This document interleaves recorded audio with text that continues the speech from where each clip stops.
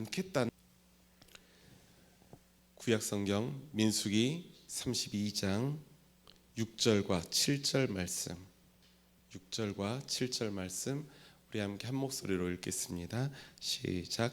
모세가 갓 자손과 르우벤 자손에게 말하였다.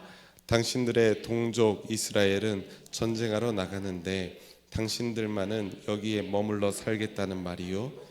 이스라엘 자손이 주님께서 주신 땅으로 가려고 하는데 어찌하여 당신들은 동족의 사기를 꺾으시오.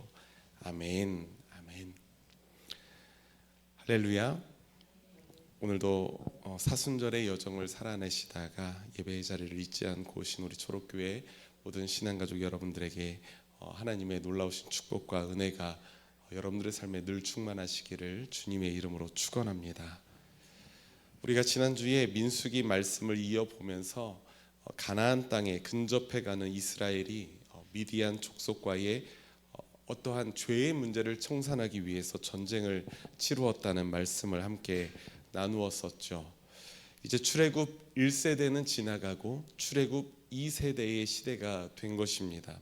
이제 실제로 가나안 땅으로 들어가는 삶을 준비하는 시대가 된 거예요.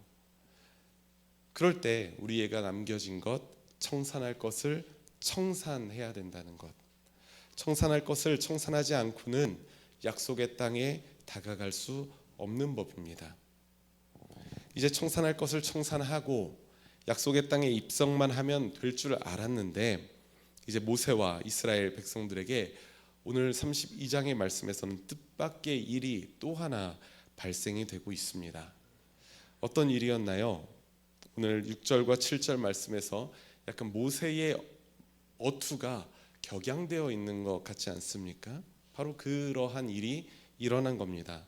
어떤 일이었냐면 르우벤과 갓 자손들, 이 두 개의 지파 자손들이 민족의 지도자인 모세와 제사장 엘르아살과 각 지파의 대표들을 찾아온 겁니다. 그곳에서 이 두 자손들은 모세에게 한 가지 제안을 하고 있는데요. 좀 해주시겠어요? 한 가지 제안을 하고 있는데요. 민수기 32장 5절 말씀에 그 말씀이 나옵니다. 알트 탭을 마우스로 한 번만 눌러주시겠어요? 마우스로. 네, 됐습니다. 이제 제가 할게요. 네, 꼭 이러더라고요. 희한하게. 우리 민수기 32장 5절 말씀 함께 읽어보겠습니다. 시작. 우리를 좋게 여기신다면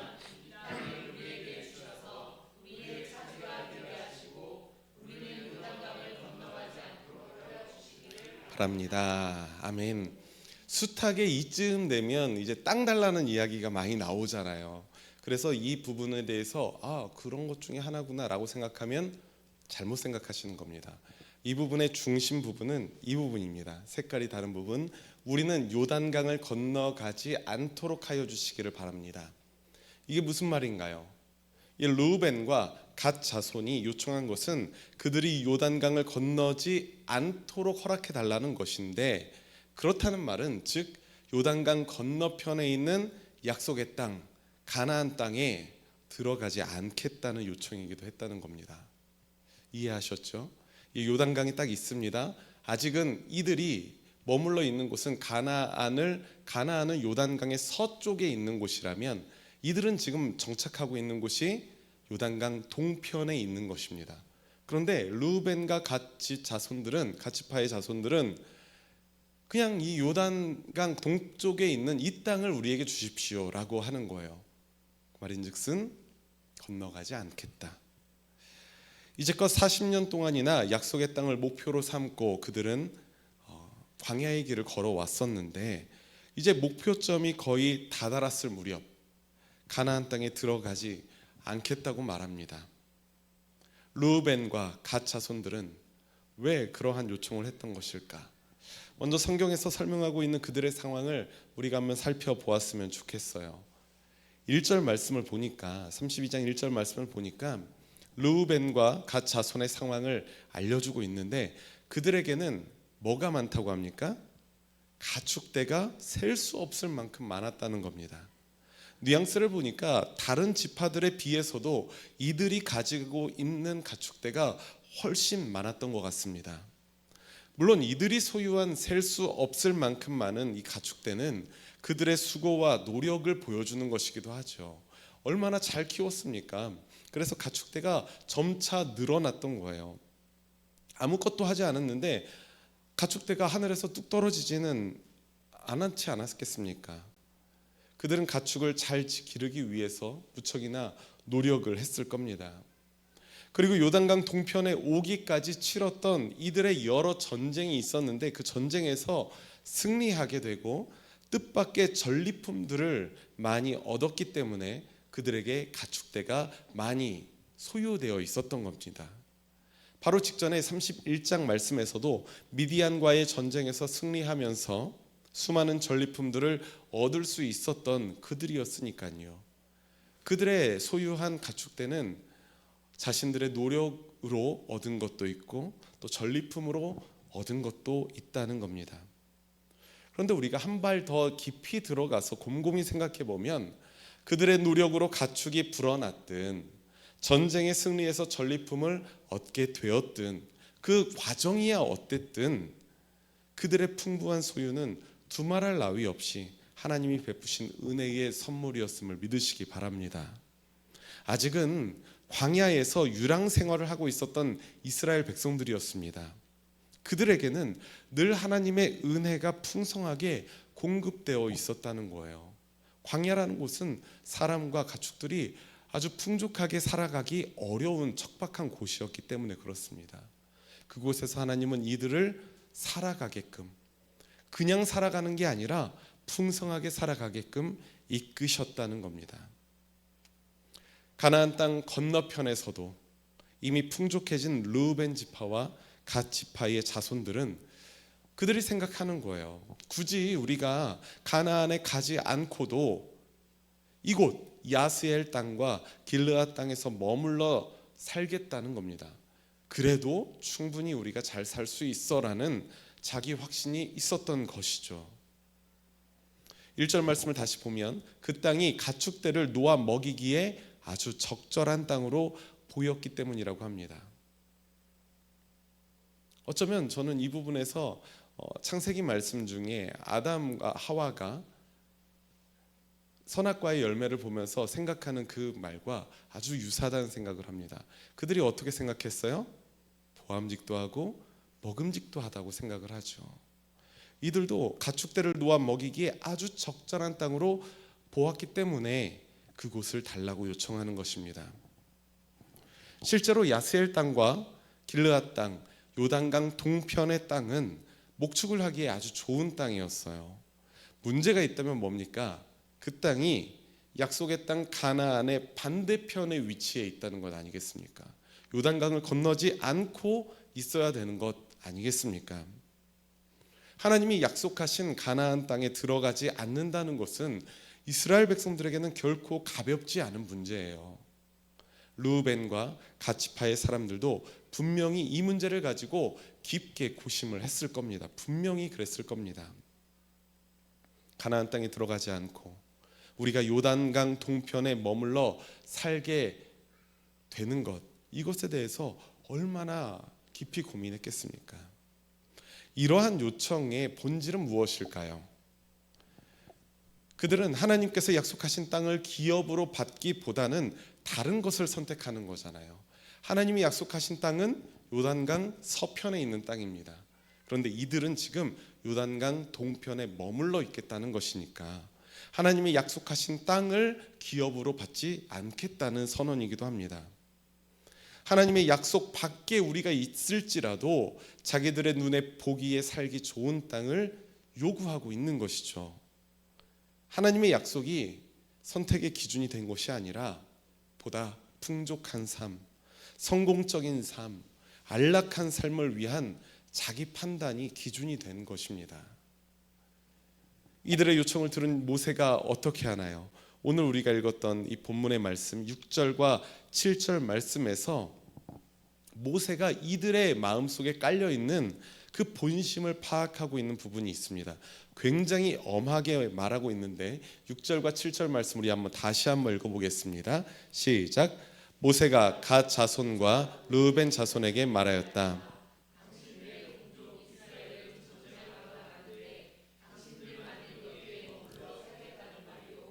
이스라엘 자손이 주님께서 주신 땅으로 가려고 하는데 어찌하여 당신들은 동족의 사기를 꺾으시오.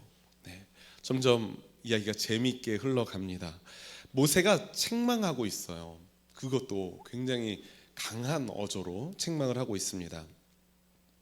모세가 책망했던 것은 르우벤과 갓 자손들이 가나안 전쟁을 앞둔 다른 이스라엘 백성들이 많이 있는데 10개의 지파들이 있는데 이들의 전체의 사기를 꺾고 있다는 것입니다.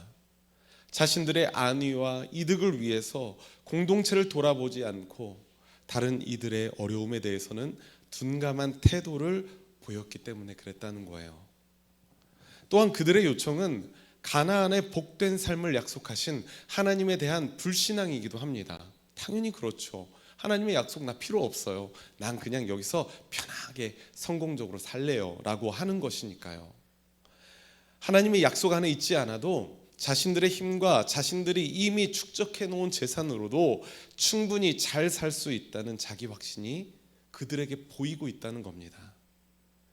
요단강 건너 가나안에서 하나님의 백성으로 살아간다는 어떠한 소망과 신뢰가 그들에게 지금 보이지 않아요. 그렇다면 모세의 책망을 받은 르우벤과 갓 자손은 어떻게 반응했을까요? 모세가 아주 강한 어조로 책망을 하고 있잖아요. 회개를 선포하는 것이죠. 그러면 이제 르우벤과 갓 자손들이 반응할 때입니다. 어떻게 반응할까요? 긍정적인 변화가 있었을까요? 아니면 변함없이 죄의 길을 갔을까요? 16절 이하의 말씀을 보면 이들이 모세에게 다시 몇 가지 제안을 하고 있는 것을 우리가 볼 수 있습니다. 그 제안들이 무척 흥미로운데요. 우리 첫 번째 제안을 한번 보시면 우리 한번 같이 읽어봅시다. 시작. 요단강 동편에 가축을 기를 우리와 자녀들이 머물 성을 만들겠다. 여기에 이 단어가 먼저 들어가는 게 좋을 것 같아요. 먼저라고 해요. 그러니까 이들이 먼저 우리가 그러면 이쪽 요단강 동편에 가축을 기를 우리와 우리 자손들, 자식들을 위한 어린 아이들을 위한 성을 좀 미리 짓겠습니다. 그리고 두 번째 제안이 뭡니까? 시작. 자신들이 이스라엘의 선봉대가 되어 가나안 땅까지 앞서서 이끌고 가겠다. 자, 여기서부터는 이제 놀라워지죠. 이 르우벤 지파와 갓 지파가 먼저 그러면 우리가 당신의 모세의 말씀을 듣고 우리가 이곳에 단순히 머물러 있겠다는 것이 아니라 우리가 선봉대가 되어서 이 가나안 전쟁에 앞장서서 가나안 땅까지 나머지 지파들을 이끌고 가겠습니다 라고 제안을 하는 겁니다. 세 번째 제안도 있습니다. 시작. 약속된 모든 토지 재산을 차지하기 전까지는 돌아오지 않겠다. 그러니까 이 가나안 땅 그냥 앞서서 처음에 여리고성 전투만 참여하고 자 이제 알아서 하세요라고 하고 다시 돌아오는 것이 아니라 모든 가나안 땅 전체의 전쟁을 치르고 난 이후에야 돌아가겠다는 거예요. 그 전에는 우리가 다시 우리의 땅으로 돌아가지 않겠다라는 겁니다.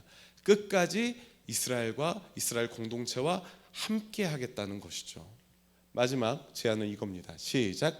요단강 서쪽에서는 땅을 재산으로 나누어 받지 않겠다. 네 번째 제안은 요단강 동편에 우리가 이미 받은 땅이 있으니까 서쪽에서 가나안 땅에서는 우리가 우리의 소유된 땅을 받지 않겠습니다라는 거예요. 쉽게 말하자면 이들은 여전히 가나안 땅에서 살지 않겠지만 이스라엘 동족들을 위해서 이스라엘 우리 공동체를 위해서 내가 기꺼이 책임질 일을 책임지겠다는 것입니다. 끝까지 누구보다도 열심히 누구보다도 앞장서서 우리가 그 길을 달려가겠습니다 라는 말이에요. 이들의 수정 제안을 이스라엘 자손들은 이스라엘 지도자들은 좋게 받아들였던 것 같습니다. 모세도 이들의 요청을 받아들이고 있죠. 그만큼 르우벤과 갓 자손의 이 수정 제한, 네 가지 제한은 이들에게는 굉장히 엄중한 책임이 뒤따르는 말이에요. 이게 그리 쉬운 일이 아닙니다. 그들은 이제부터 몇 년이 흘러갈지도 모를 이 가나안 전쟁에서 목숨을 내놓고 싸워야 되는데 돌아오는 전리품이 있어요, 없어요? 없어요. 그런데 무엇을 위하여? 하나님이 약속하신 땅과 우리 이스라엘 공동체를 위하여 자신들이 책임질 일을 책임지겠다는 것입니다. 그래서 모세는 23절에서 이렇게 말하고 있는데요, 여기에서는 모세의 어떠한 마음이 비춰지는지 여러분 한번 잘 생각해 보십시오. 함께 읽겠습니다. 시작. 그러나 만일 당신들이 이렇게 하지 않으면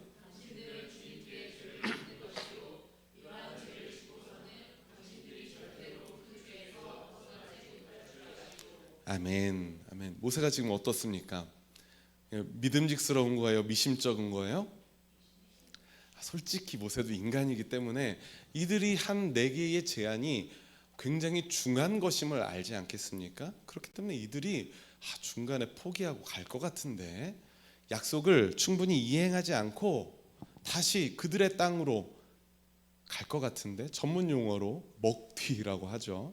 그런 일을 할 것 같은데 라는 미심쩍음이 있었을 겁니다. 그래서 거의 반협박처럼 들리는 말까지 덧붙이고 있는 것입니다. 이들이 약속을 지키지 않으면 벗어날 수 없는 죄에 대하여 너희들이 책임을 져야 될 것이다. 재미있는 것은 이 본문 33절 말씀을 보면 앞서 모세에게 나아왔던 두 개의 지파가 있죠. 갓 자손과 르우벤 자손이 있는데 한 자손이 또 붙었습니다. 므낫세 지파의 절반, 므낫세 반 지파가 이들을 따라서 요단강 동쪽에 머물러 살겠다고 한 거예요.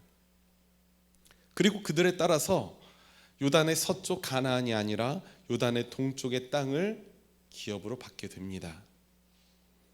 그러니까 요단강을 건너 가나안 땅으로 가지 않고 요단강 동쪽에 머물러 살게 된 지파가 누구입니까? 르우벤 지파, 갓 지파, 그리고 므낫세의 반 지파, 이렇게 세 지파가 요단강 동편에 정착하게 되는 것이죠. 그렇다면 여기에서 우리가 궁금한 점이 있겠죠. 과연 이후에 이 르우벤 지파와 갓 자손 그리고 므낫세 절반의 이 자손들, 요단강 동편에 자리 잡았던 이들은 어떻게 되었을까요? 궁금하지 않으십니까? 여호수아서 22장에 보면 그 결과가 나옵니다. 우리 함께 한 목소리로 읽겠습니다. 시작. 그때에 여호수아가 르우벤 사람과 갓 사람과 므낫세의 반쪽 지파 사람들을 불러놓고 그들에게 일렀다. 뭐라고 일렀을까요? 시작.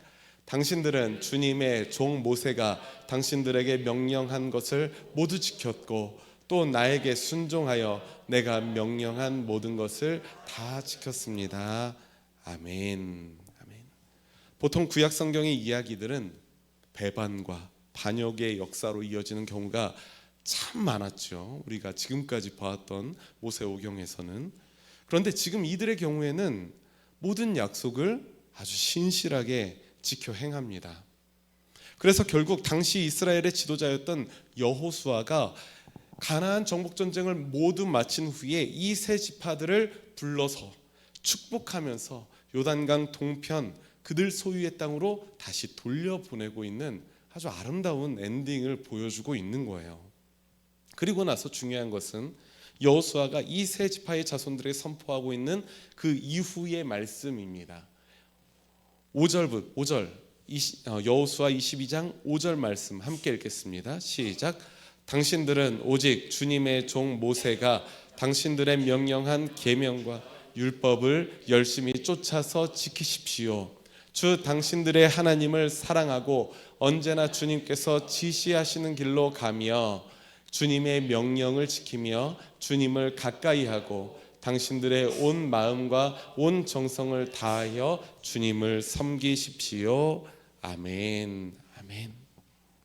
이 말씀을 보면 그야말로 가나안 땅에 들어간 하나님의 백성들과 아주 동일하게 주어지는 그 말씀 아니겠습니까? 가나안 땅에 살아가게 되는 하나님의 백성들이 지켜야 되는 그 하나님의 말씀, 하나님의 법, 하나님이 주신 말씀과 법을 지켜 행하고 그분을 가까이 하며 온 마음으로 사랑하고 섬기십시오.